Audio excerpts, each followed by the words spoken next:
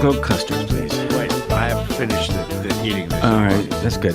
Or, swallow it. You want the bone? Yeah, take the bone. I Here, love the bone. have the bone. Bone to the dog. Oh, Hey, the everybody. Welcome to Phil and Ted's Sexy Boomer Show. I'm Ted Bonnet. I'm Phil Proctor. We have a special sit-in guest today who has been on our show before. Yeah. Adele Abrams, who ex-disc jockey of WHFS fame in Bethesda, Maryland, and now super safety lawyer. Prominent D.C. lawyer. She's in the belly of the beast. So we're having an early Thanksgiving dinner. You're invited as a listener. You're invited. We're going to have... I'm sorry. I spilled some cranberry sauce. Oh, I'm sorry. Jeez. That doesn't Go come ahead. out. I'm sorry. I didn't mean to There interrupt. goes my white I know. cape. I'm sorry. Oh, well. Okay. Here, put some mashed potatoes in there. They won't see it. Did you want some frozen hogsicles? No. Oh, okay. I've sworn off those for the... Well, for appetizers, I brought snout snips. That's good. They're I like them. delicious. And I have some dog food snacks that I ate by mistake when I was with Adele back east. This is true. And I highly recommend them. Here they are. Oh, thank you. Thank you. Well, everyone, we're having an early Thanksgiving dinner. You're invited, and we're going to invite you to call in a little bit, but we have some really wonderful guests today. And I thought we would start off. What, besides Adele? Yes, because it's a Thanksgiving dinner, and we're going into a very interesting few next years. Interesting? That's an interesting I think that's word. about as neutral as I can put it. I thought we should have an early Thanksgiving dinner and invite only the guests we could invite. Yeah. And I'm very honored to be able to introduce my dear friend, David Swallow Jr., who is a Lakota Oglala Sioux headman of the tribe up in Wounded Knee. Ooh. David, I thought, could offer some perspective on I'll bet he can. what happens when angry white guys take over the government. Mm-hmm. David, are you there? Hello, can you hear me? Yes. Yeah. Hi, David. Hi, David. How are you? Okay, well, stay. So you're in Let's see. the Pine Ridge Reservation in South Dakota. Right. You live in a small town called, if you can even call it a town, Porcupine. Well, one post office, that's all. David has a real interesting history. Not only is he a headman of the tribe, which means you watch over thousands of tribal members, you are a traditional medicine man, and I've seen you work your magic in ceremonies. David is one of those special people who really have something that is invaluable, especially now. You were in the Wounded Knee confrontation. You have quite a history dealing with the U.S. government. You're still fighting the fight, trying to get the Laramie Treaty honored, getting the Black Hills back, giving up all your Social Security benefits just so you aren't tied to it, so you can set an example for your people about independence. And it's so honorable what you do and the price you've paid. And I thought it would be wonderful to have you not only give us a blessing at our Thanksgiving dinner today, but also what you and your people have endured over the centuries with the U.S. government. And now that we have what is promising to be a very harsh, cruel, and angry white rich man government. Yellow hair. Yeah, again. yellow hair. We Oh, were the talking yellow about hair. that the other day, David. My goodness, if anyone has a perspective on this over the years and have paid the price for this, it's you and your people, the Lakota, and all the Native Yeah, Americans. so what do you have to be thankful for? So we're trying to have a dinner here of being thankful. As I understand it, the roots of Thanksgiving dinner had to do with the relations of the Pilgrims and the Native Americans back in Massachusetts. What is your perspective on what's going on right now with Washington and the country? Well, as one of the indigenous people that are living out here, Washington, it's always a problem. Yeah. Always, yeah. Always a problem. Washington cannot keep their promises, cannot keep their words. They just cannot keep the truth. That's it. Mm-hmm.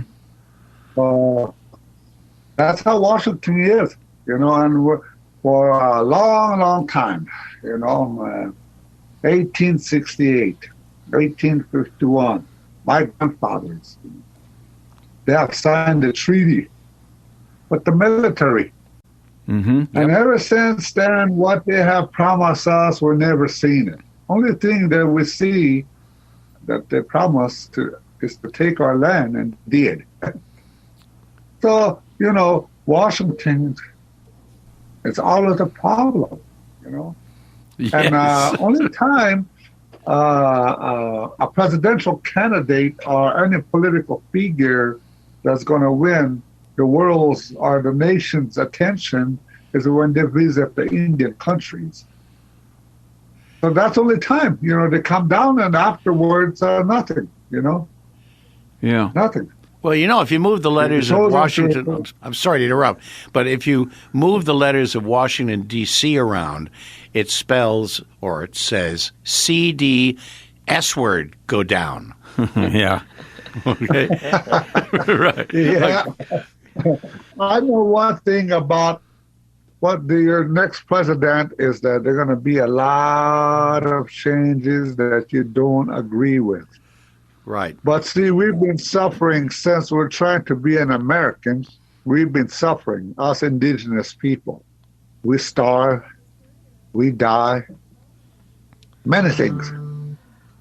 Mm-hmm. Drugs, alcohol, poverty, you name it.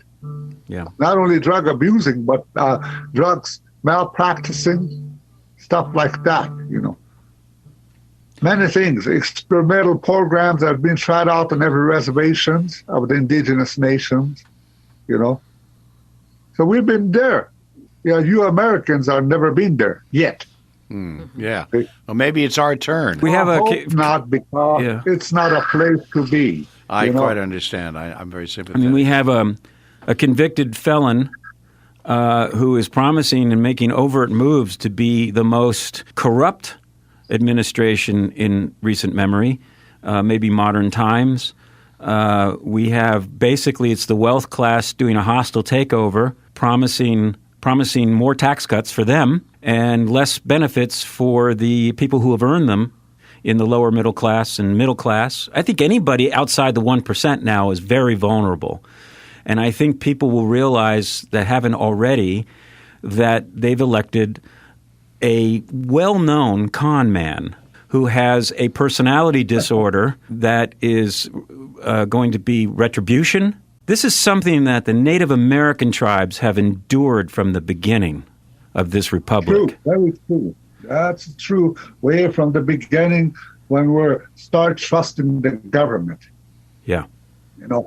That's what happened to us because we trust them. They have the words and they give us the word. And when the word ain't worth it, then here we are today. We even went through many of this, a lot of things. Look at Wounded Knee Massacre, 1890, 1890. Look at that. Not that long ago. Yeah, December 20, 1890. It's, those people, those military that caused that, whoever makes that decision for the soldiers to come and kill these unarmed Native American citizens. And now it already happened, so they should have been tried for war crimes, Yeah. But no, nothing happened. See? No, so therefore, we lived that before. You're listening to Phil and Ted's Sexy Boomer Show, and our special guest is David Swallow, a headman for the Oglala Sioux tribe, calling us today from Wounded Knee area in Porcupine, South Dakota. David, the sense of hopelessness people feel and what they fear is going to happen to this country over the next 4 years, which are not unfounded fears. But when you look at a relative situation that you face and your people face, winter alone is a very dangerous thing. People die because they don't have heat and it's a very cold area. The other thing is the epidemic of youth suicide on your reservation because of a sense of hopelessness. And I know that you deal with that directly, helping people with that kind of grief. What do you do when you help these people, and what can that maybe translate to people right now who are not in your tribe but are all over the country, in Los Angeles, who are facing issues like relative to what you have faced to a much greater degree? Exactly. 2% tax cut. Well, compare that living on this reservation. No economy. 1892, they made the reservation and they put us here. Till Washington, D.C. decided what we're going to do with us. So in the meantime, They took the children and sent them to Carlisle, Pennsylvania, in the Indian boarding school, and all over the boarding schools all over. Okay? Mm-hmm. Oh, yes. Against their will. Yeah. Now today, you take American child from their parents without the permission, or with or without, and force them into another school somewhere, into another nation, and we call that child trafficking. Yes, that's right. Adele has a question for you. Adele is my friend who is a super lawyer. And here, go ahead, Adele. What's your question? Yes, I was wondering what your thoughts are about President-elect Trump naming South Dakota Governor Burgum to be Secretary of Interior. And do you think they're going to try to plunder, the tribal lands now for rare earth mining and expansion of drilling, as he's kind of promised as Secretary of the Interior? Well, even though we object to it, they're still going to do it. Yeah. They're going to happen. They got the power. They got the money. Yeah. And the so-called mandate. And it will happen. But one thing, on the other hand, is it's a long story. It's a very long story of this reservations of indigenous people all over on this land. We call it Turtle Island. You call it the United States of America. Wow. Yeah. And on this land here, what I could talk about is I could represent the people from the east banks of the Mississippi River westward down this way. See? So anything, it don't matter what I say. They're going to drill, they're going to drill. Yeah, drill, baby, drill. They're going to mine, they're going to mine. They're going to pollute it, they already did it. And it's nothing new for them, and also for us, too. And Ted was saying, that Trump is a great con man, and it's interesting because Firesign Theater, which is a satirical comedy group that I was involved with for over 50 years, I created a character who was a church of consumerism, and his motto was, let's eat. And he said the word, and we ate it. Let's eat. And that's exactly, in a consumer-oriented society, people were really ready to eat it, man, and boy, did they ever. Oh, yeah. Now, David, you fought against the Keystone Pipeline. You were very active on that, and that succeeded. I think if there's anyone that personifies hope, it's you. You're going to be coming through Los Angeles, and we're going to have you on the show in person when you're here. But for Thanksgiving, what can you offer people who are feeling a little hopeless right now? Besides corn. Well, look at this. Look at this. Hope is the only thing you have. Sometimes hope could accomplish great things. So without hope, you have nothing. When you live on the reservation, on this Pine Ridge Indian Reservation, it was known to the politicians as Camp Number 344. It's a camp. It's not a state. It's a federal holding camp. Wow. Camp. So here people have hope. They hope for something. They hope for this. They hope for that. Is there any way that other people can help the indigenous peoples with their problems and their strife and, support them in their need? Well, they could. First of all, we need to be rehabilitated from alcohol and drugs. We need to be rehabilitated from the colonization into our own culture and language. Yes. And the abject poverty of what you're facing, just any money, funds that will go directly to help feed people and keep their heat going in the winter. I'll tell you this. Washington sent us millions of dollars, okay? Trillions of dollars. Yes. Of your tax money. But it didn't come to us because the Bureau of Indian Affairs took half of it. Then when it comes to each reservation on this Turtle Island, then what we call it the IRA, Indian Reorganization Act of 1934, Senator Howard and Senator Wheeler create this, and they took the rest. That's why nothing comes to the reservation, to the people. How can people help you directly? Well, if the people could help me directly, I'm doing it myself, and I got a propane funding, and then I got a wood. That's best, Yeah. and whatever we can here, like that. See, so that's a part of this whole thing that we've been living with it, and you just have to understand, But you want to be thankful.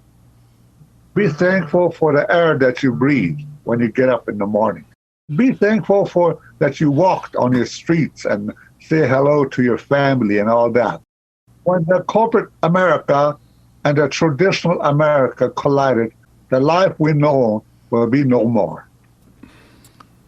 If you are listening to this and you want to help David and his family and his people there, you can drop me an email at info@sexyboomershow.com. info@sexyboomershow.com, and I will put you in touch with the right people to help them. David, before we go, since we're having our Thanksgiving dinner, and I'm so happy you could join us, would you please give us a blessing? I will, because everybody needs one today and tomorrow.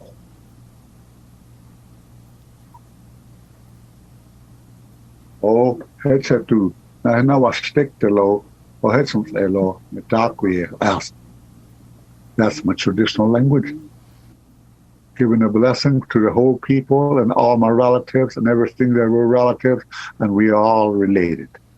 I was telling to the four directions and the Great Spirit and Mother Earth. Aho. Aho. Aho. Bless you, David. Thank you, David. Thank you so much for joining us today at our table. And we look forward to seeing you in the studio. Yes, we'll see you here soon, I hope, and love to your family and Nyla, and your half side. I will. Okay. Okay.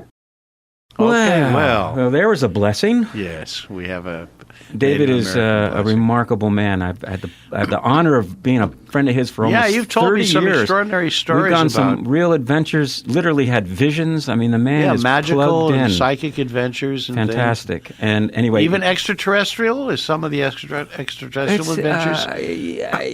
Well, let's just put it this way. I photographed a vision that we had. Wow. Which was pretty dramatic, which resulted in something solving a 100-year mystery the very next day in Deadwood. Goodness. There's a whole story. Maybe we'll talk about it when he's here. Well, I have a story about a mystery, too. A friend of the Firesign Theater is a great photographer named John Rose, no longer with us. He spent a Thanksgiving in France, in Paris, with some friends, and they asked him, would you describe a traditional American Thanksgiving? And he said, certainement. He didn't speak French all that well, but, he said, on prend le nain et on le tue. You take the, he thought he was saying, you take the turkey and you kill it and you prepare it and you stuff it and you cook it in the oven, and it becomes the centerpiece for a wonderful dinner, and you sit and you carve the turkey and pass it around to everybody. Now, he's saying this story, and he notices that his French friends are looking a little unsettled, a little perturbed, a little angry even, and some of them leave the room before he finishes his story. Well, he says, what did I say something wrong? So one of his friends leans over. He said, you said you kill the dwarf, you stuff the dwarf, and you carve the dwarf, and my friends are thinking you are making fun of them. This is because the word na and the word dand, which is turkey, he got them confused. So don't crush that dwarf. Pass it around. Handle the groat cluster, please. Oh, wait a minute. Yeah, here you go. There's only a few left. They're nice. So good. Crunchy. Here, let me just finish this one. Watch, it'll break your tooth. Our guest, Adele Abrams, is here. Thank you, Adele, for joining us again. You've been on the show before. Thank you for coming to dinner. I want to know which one is the turkey. That's the down here. Between the two of us? Yeah, usually both. Adele, I'm a wingman. He's a leg man. Here, have another snout snip. Thank you. You are an inside the Beltway lawyer. Technically, yes. I live on Capitol Hill. So. That's right. And you are a very prominent labor rights lawyer. What are you seeing happening in Washington already now on the legal administrative front? Well, first of all, we have, literally millions of federal employees who are looking at the end of their careers. So from a local perspective in the D.C. area, there's immense uncertainty. It's going to have a ripple effect on everything from real estate prices to schools and the fabric of the communities, because for the D.C. area, we call it the DMV, D.C., Maryland, and Northern Virginia, it's a company town. And if the federal government slices and burns, as Vivek is saying, based upon, whether your birthday is even and odd, you're going to lose your job. Whoa. That shows how frivolous they're being, first of all. Yeah. There's two things going on. You've got one group from the victors who simply are chaos agents, and they want to burn it all down. Mm-hmm. And to some extent, Trump is facilitating that by picking people to head these cabinets positions who are totally unqualified for the agencies in which they're being placed in charge. Right. Yep. Then you have, I'll call it the sane but venal characters who are in it for the money, who want to drill baby drill, as we spoke about with the interior, just strip mine vast portions of the United States if it'll bring them profit. And they are in charge, or will be in charge, of certain agencies where their deregulatory activities will facilitate their profit, essentially. So Department of Education, you take the woman who is the wife of the wrestling organization to head the Department of Education. She is admitted. She lied even about having a degree in education. But she's not there to improve public education. She's there to kill the Department of Education. Mm-hmm. Oh, I think they'd use the word overhaul. Yeah. Now, it's easy to wreck things. It's easy to tear things down. Yeah, but they don't have a constructive plan for anything that would be improving life for the average American. They're putting Dr. Oz in charge of our Medicare and Medicaid, and somebody who all know the Wizard gets of Oz Medicare. I don't care for that very much, especially when they're talking about throwing huge numbers of people off or raising the retirement age for Social Security to 70. There are a lot of people now who are you were asking about. In advance of Trump coming in, how are people changing behavior? People are quitting their jobs and going on Social Security now out of fear that if you're not already a recipient, you're going to be barred from getting it. Same thing with Medicare. You need to file for that and anticipate that there are going to be cutbacks. But those are some of the immediate effects, and of course we have people in droves. I was talking about this earlier. I do litigation with the federal government quite often on the safety and health area, and literally there are 30% of the attorneys in the U.S. Solicitor's Office and the Department of Labor who are quitting because they figure they're not going to have jobs come next year. What's interesting is the Beltway has always been immune from recessions because it was always self-funded.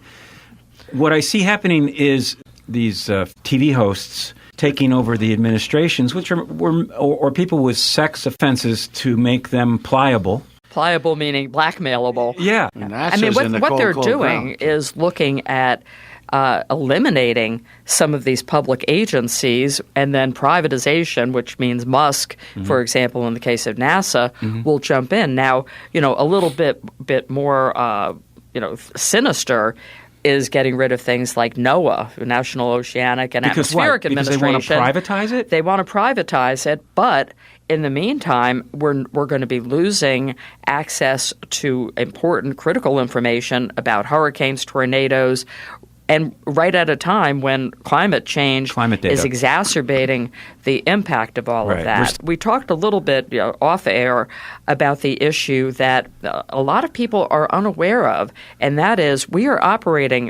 currently in fiscal year 2025. It started October 1st. We are operating under a continuing resolution because none of the appropriations bills passed by the Senate were ratified by the House of Representatives. That's right. All funding starts in the House. Speaker Mike Johnson has indicated now that when the current continuing resolution expires December 20th, he is not going to convene the Appropriations Committee again until after Donald Trump is inaugurated. So that means we're going to have December 20th to January 20th with the federal government shut down. No continuing resolution, no omnibus bill.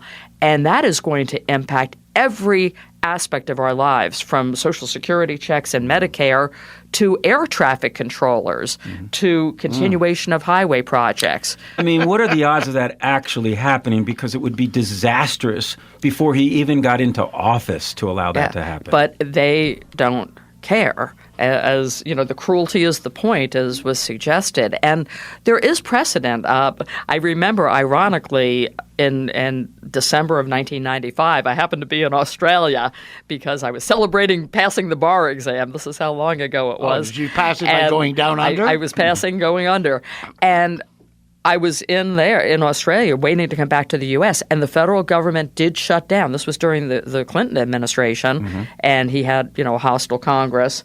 And they did do that. I mean, it threw our flights back into the U.S. even into uncertainty. And there were federal workers who were harmed. Now, back then, we have had government shutdowns periodically, but they always paid the workers retroactively for those shutdowns. Oh, I see. If we shut down for a month with the promise that when the new administration comes in, we're going to cut up to 80% of federal workers, those people aren't going to stick around knowing that they're not going to get paid retroactively.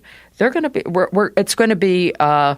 It's one way of jump-starting the government employee attrition, and those positions will never be filled. So if you've called the Social Security office and you've been on hold for an hour before, figure it's going to be all day. Has the groundwork been laid by this effort that even a midterm turnaround will make a difference? It depends, really, how accelerated the deconstruction and deregulatory effort is. And there's two things going on that, for those who may be concerned out there, it's important to clarify. How can they abolish an agency? That's the question. If it is an agency that was created under congressional fiat, OSHA being a good example, the Occupational Safety and Health Act of 1970 created the agency OSHA. It created NIOSH, National Institute for Occupational Safety and Health. They cannot, through executive branch order, dissolve OSHA. It would take an act of Congress. Right now, however, even in anticipation of this, Congressman Andy Biggs introduced H.R. 69, and that is the NOSHA Act, and it would repeal the 1970 Occupational Safety and Health Act, and it would repeal the agencies created. So if that bill passes, then yes, OSHA's gone. And what are you going to do for a living? Can that pass by a simple majority? It can, but it won't now because they don't have the Senate. Come January, that could go through as greased pig kind of thing. It's going to really be interesting to see how far the GOP, what's left of it, is going to remain in lockstep with terror. God, I hate that we're putting our faith in Mitch McConnell, though, huh? I mean, we've got McConnell, we've got Collins, we've got Murkowski. Well, let's not forget we're having Thanksgiving. It's a little bit of a downer, but it beats a crazy uncle. Yeah, could you pass me the pecan pie, by the way? To Carmen. Hi, Carmen. Hi there. I'm from Southern California. It's up in the high deserts, right next to the mountains.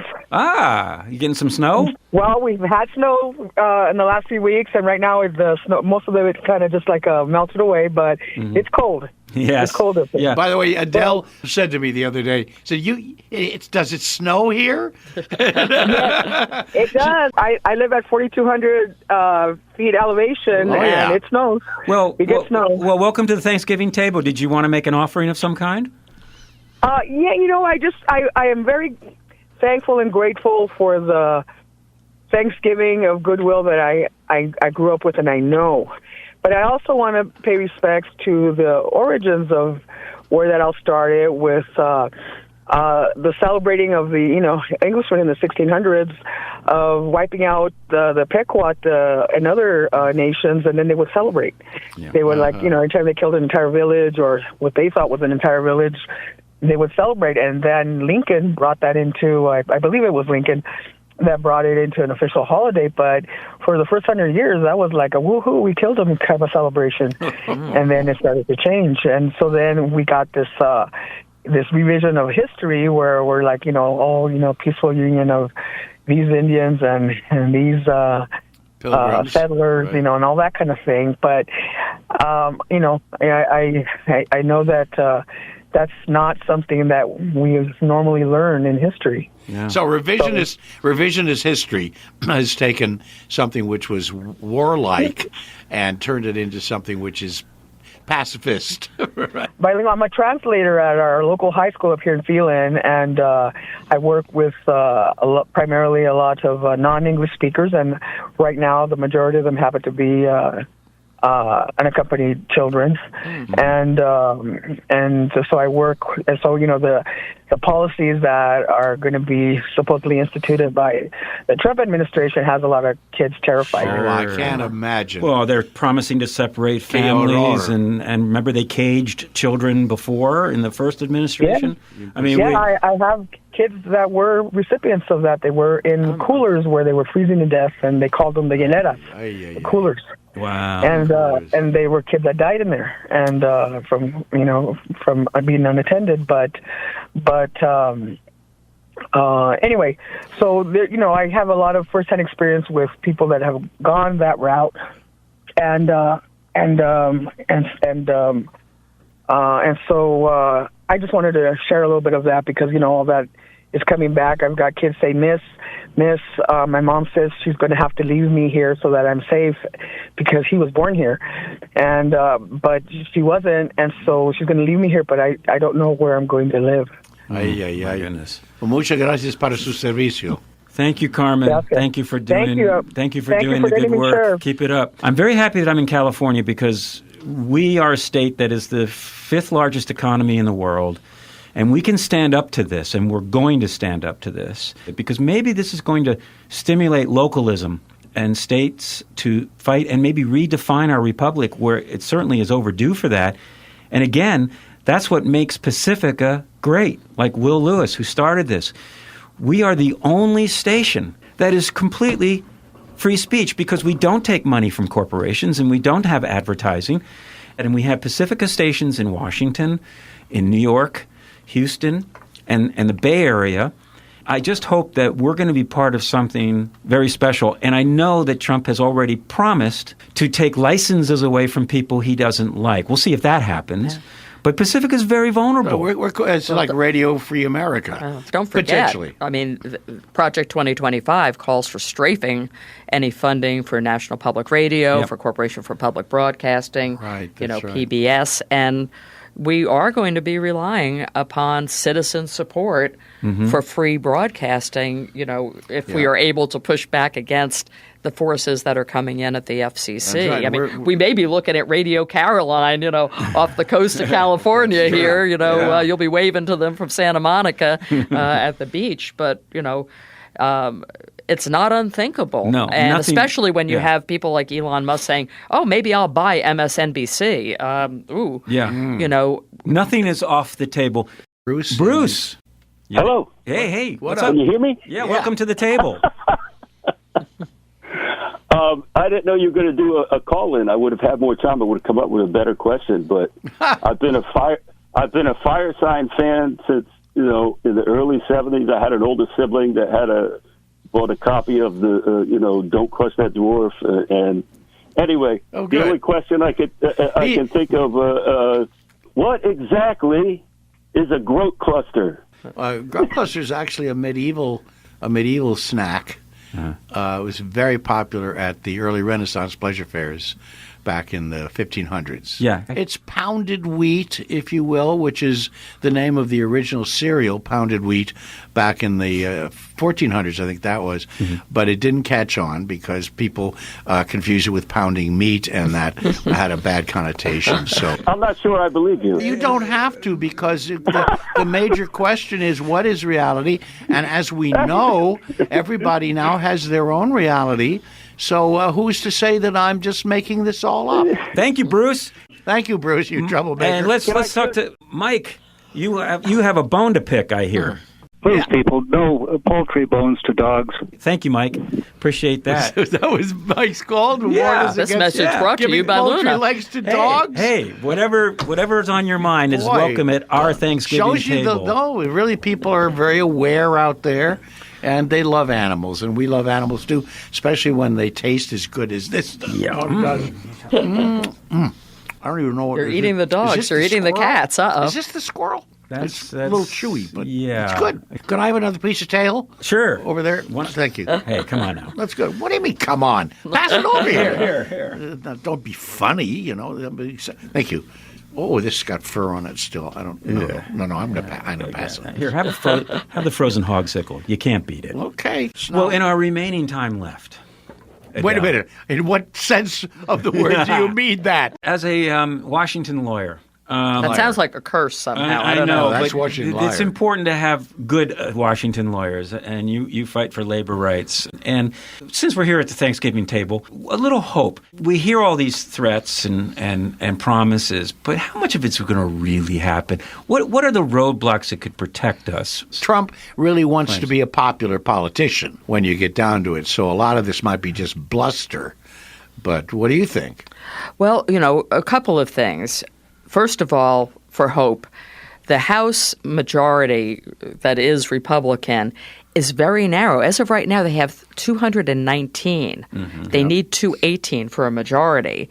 And Trump, being a bit of an idiot, is picking people from the House GOP to staff his cabinet. Every time he pulls one of those, there's going to be a special election. If what he does is unpopular enough, though a few of those seats could flip, and there's still 3 undecided seats. So, if they go Democrat, then really we just have to flip 1 or 2 seats of people like Gates. Granted, that's probably not going to happen, but there are a few others, Waltz, Elise Stefanik, that maybe those seats could go to a Democrat. Oh, that's encouraging. And that would shift the power. All we need is one of the chambers, and a lot of what they're looking to do can be blocked. If we can hold the line till the midterms and flip either the House or the Senate or both at that term, that will stop the Trump agenda pretty much dead in its tracks. So there's some hope. Thanks. It takes time. It takes upwards of 18 months to unwind some laws, and then there's going to be court challenges. So much of what he wants to unwind, like the Infrastructure Act, greatly benefits the red states. I'm hoping you're right that much of this is bluster. At the very least, maybe we can hope for chaos and not a lot of results. But God forbid bird flu, which is being ignored and certainly coming up. That'll be our next program. Yeah, and it's not encouraging when you think about what he did on his watch with COVID, inject bleach and millions died.